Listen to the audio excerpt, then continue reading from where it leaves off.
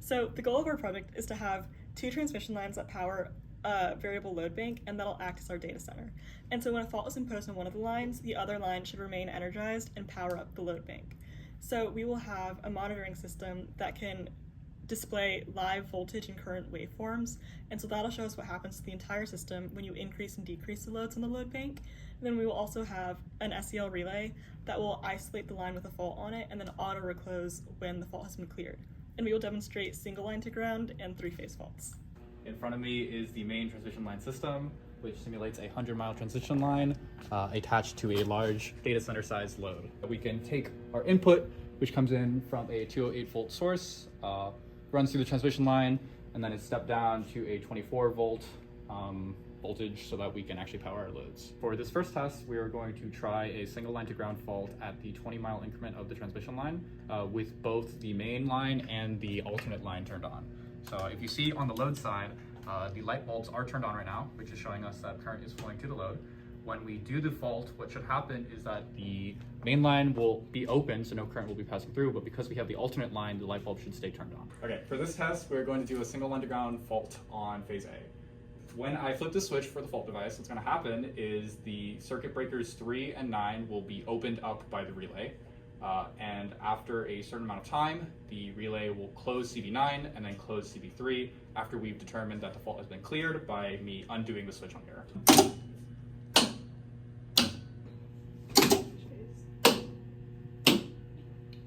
And so here's a single line to ground fault, and you can see that only one phase has a high current that gets to around 9 amps. And this is again when the fault is detected, and these two breakers open up, and then the voltage and current die down. And here you can see that the voltage comes back when CB9 closes, and current comes back on just one end of the line. Here you can see that CB3 then closes, and all current is back. For this test, we're now going to do a three-phase fault, but only with the main line turned on powering the load. So what's going to happen is after I flip this switch, I'm going to then turn it off. The relay will detect that a fault has occurred, and then it will try to first, it will open up CB9 and CB3, and then it will try to reclose CB9, then CB3. What's going to happen on the load side is you will briefly see the lights turned on, or the lights turned off, meaning that the load has been disconnected from the grid. And then after both CB3 and CB9 are closed, the light bulbs will then turn on again. One.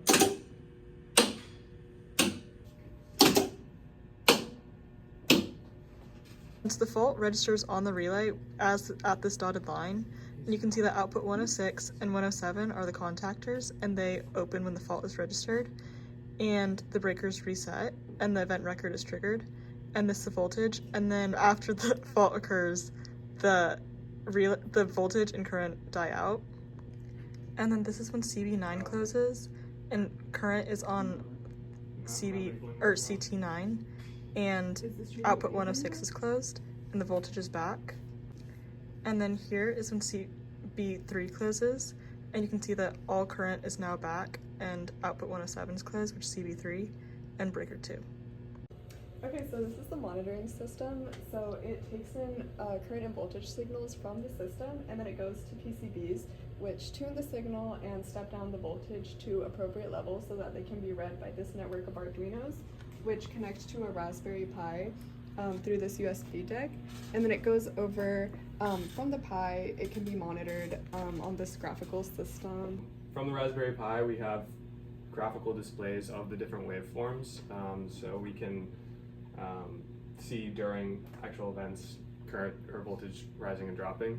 And in addition, we have the ability to log. So with the key press, we can log 3 to 5 seconds of waveform data, which can then be later analyzed. So afterwards, we can take both the relay data file and the Raspberry Pi generated data files and use this Python script to combine them so we can compare the two. So first we're looking at the Raspberry Pi waveforms where we can isolate the exact timing that a fault event occurred. Now we can also look at the relay files that are collected, both the currents at both ends of the line and the voltage of the line. And then we can see them side by side in this final display.